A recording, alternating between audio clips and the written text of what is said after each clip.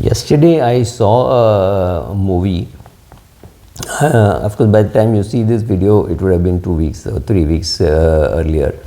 Uh, the movie had one dialogue which said people have put 25,000 crores in one mutual fund and the mutual fund went bankrupt. I have no clue who writes script for such movies. But I don't think the movie maker even understands what is it to say a mutual fund went bankrupt. Can there be corruption in mutual fund? Yes. Can there be insider trading? Yes. We have seen such cases. It is not that it has never happened. Is it possible that that there is some kind of a consideration for the promoter of the mutual fund to do something and invest the money of the mutual fund? Yes, that is also possible. It has also happened in the past. Does it mean a mutual fund can go bankrupt? The answer is no. It's ridiculous to even think of something like this. A mutual fund is born like this. A big company, a reputed company goes and tells SEBI, I want to run a mutual fund. Normally, it's a good process by which they will allow them to run the mutual fund. But these days you are seeing that almost everybody who applies, many people are getting the permission to launch a mutual fund. I don't see too many denials. It's not like trying to open a bank. A bank is far more difficult license to get, but a mutual fund license is not so difficult to get. So yes, this person can go and get a mutual fund. Can a person who has not done anything in the financial service industry get a mutual fund license? Extremely unlikely. He should be a bank, he should be an insurance company or something like that, right? Some background in financial services, maybe a research person, maybe he's running a PMS, maybe he's running a consulting, maybe he's a broker, something like that, some track record, and people should look at the track record also. This person goes and forms an asset management company. Now, what is the mutual fund? Mutual fund, normally people look at that statement and say, this is my mutual fund. Well, let me just explain. An asset management company is the company which is going to recruit a lot of people to look after your money, to manage your money, right? It's called an asset management company. The asset management company, for giving an example, is like the architect. The architect of your house does not own the house, right? You own the house. You call an architect and say, please design it for me. That's the job of the architect. So what happens is, you as the person giving the money is the real owner. However, it is very difficult to hold shares in everybody's name, right? If we are 50 of us, the shares cannot be held in all the names, shares, debentures, whatever, cannot be held in all the names. So therefore, what happens is, you will, they will create something called a trust. The trust is managed by trustees. The trustees hold the shares. The trustees hold the shares. The trustees are the nominal owners. Nominal owners means, legally speaking, they are the owners, right? You are the real owner. So you are the legal owner. The trust could be the legal owner, but you are the beneficial owner, which means the trust is holding it on your behalf. And because it's holding it on your behalf, all the dividends and all the rights, everything will be received by the trust, and they will give it to you, right? So that's the role of the trustee. That is the role of the AMC, the asset management company. The asset management company is run by a board of directors. It will also have a managing director. The trustees, the trust is run by the trustees, who are normally reputed people who understand the business, and they supervise the asset management company, the AMC. The AMC then goes and collects money from people saying, please give us money and we will manage it for you. This is a fund which will put money only in equities. This is fund which will put only in debt. This will put only in government debt. This will put only in corporate debt. This will put in A category equity, B category equity, C category equity, large cap, mid cap, or this is a fund which will put in large and mid cap, right? So it will do all kinds of combinations, many funds, many schemes. This is like when you go to a restaurant, you find a menu card which says these are the 40 items which are available.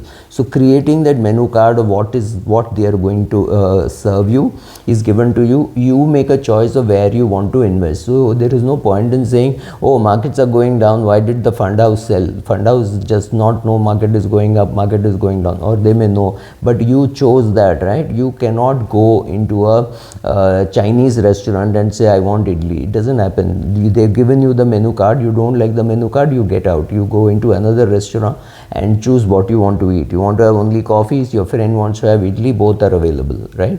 Or somebody else wants to have noodles, it may not be available, you may have to go to a completely different restaurant which will serve that. So that those choices are given. So my take is very simple. What can really go wrong in a fund? Well, the fund can be badly managed. Sheer incompetence of the fund manager can happen. Corruption of the fund manager can happen. We are seeing some cases pending with SEBI which are still in scrutiny. Some trustees can be sleeping at the wheel when things are going wrong. We have seen that also happen. Some fund managers can be very arrogant and say, this is my style, take it or leave it. It is up to you to leave it, right? You don't like his style, you don't like her style, you don't like the way they are managing the fund, just go and quit. You don't have to stay there permanently, right? Can a mutual fund go bankrupt, like this film said? The answer is no. We don't even know what he meant by saying mutual fund has gone bankrupt. Right? Mutual fund can go bankrupt means, can the AMC go bankrupt? Even if the AMC were to go bankrupt, let's for a second assume that the AMC has gone bankrupt. It doesn't mean anything. Like I said, the AMC is only the architect. The owner is you. You are the owner, and it is lying with the custodian. Right? The trustees are managing it. So there is a custodian who is managing the assets. There is a trustee who is supervising it. The AMC going bankrupt means nothing, and OMC won't go bankrupt. So so AMC going bankrupt, all 25,000 crores of that mutual fund is lost is a joke. It cannot happen. Each scheme can go up, can go down. NAV can go down to zero. There is nothing to say that one fund manager cannot manage it so badly. You can have a lock-in. They say, oh, you can't withdraw this money for 2 years. We will sell the assets and pay you. Or they can say, oh, you put 100 rupees. We have lost 75 rupees. Here is 25 rupees. But that NAV is given to you on a day-to-day basis. So you entered when the NAV was 100. Now the NAV is 90. Get out with a 10 rupee loss. You don't have to wait for it to go to zero. You get a chance to get out of every fund on a day-to-day basis, right? So do you have to wait till this 25,000 crores goes to zero? The answer is no.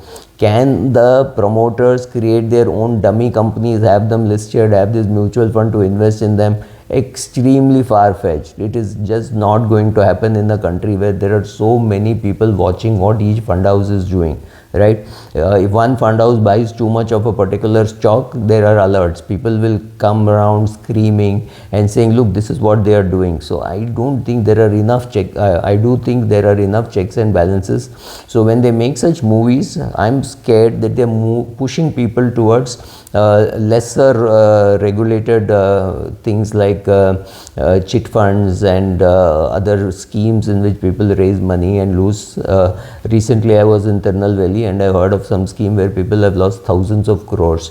That kind of a thing cannot happen in a mutual fund. So when the movie says don't put money in the mutual fund, you can lose money in the mutual fund, I seriously do not know whether they are trying to push them towards chit funds. Do they have an interest in these chit funds? I have no clue. I have no answer.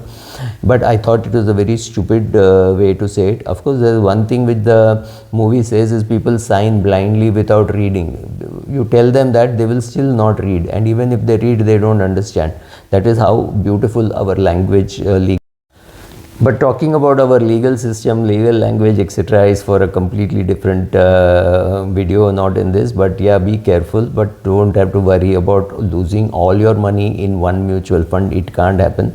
Read the scheme related documents properly, understand it, and after you put say 1 lakh of rupees, if it becomes 90,000 and your risk taking ability is only 10,000, just get out at 90,000. You don't have to wait for 1 lakh to become zero. Has it become in the past? Very unlikely, because they would just merge it somewhere through with some other scheme or something like that will happen. So you don't have to worry about that, but be careful and be in large big schemes, right? In a fund with 20,000 crores or 10,000 crores, I don't see any risk of you losing your capital so badly. So if you do an SIP, in a mid and large cap fund or large mid cap or a flexi cap fund or even a multi asset fund, chances of your money going to zero are very close to impossible, especially if you do an SIP over 7-8 years. I'm not pitching for any particular fund house or anything, but make sure that it is a big fund house, at least if it is visible to you. More you know, a lot of people who have invested there, they have an office in the place where you are. Look for all those kind of comforts, and then find a good advisor and ask the advisor many questions. I've made many videos on how you should talk to your advisor.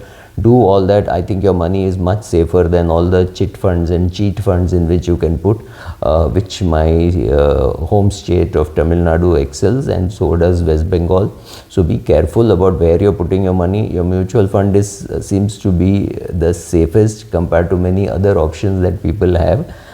Can you lose money in a cooperative bank? Yes, we have seen that happen. Can you lose money in a government owned bank? Well, you can't, but they can always sell you some lousy product in which you can lose money.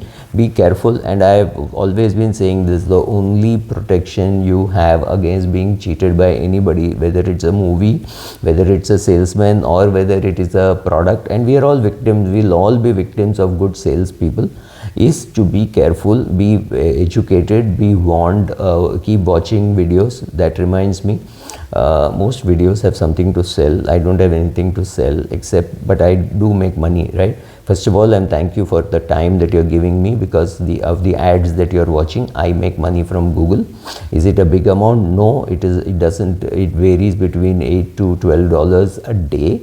And is it going to be am I going to get swayed by that? Answer is no, because ads can be anything. I have no clue what ads appear, and as of now there is not enough sponsored stuff for you to worry about.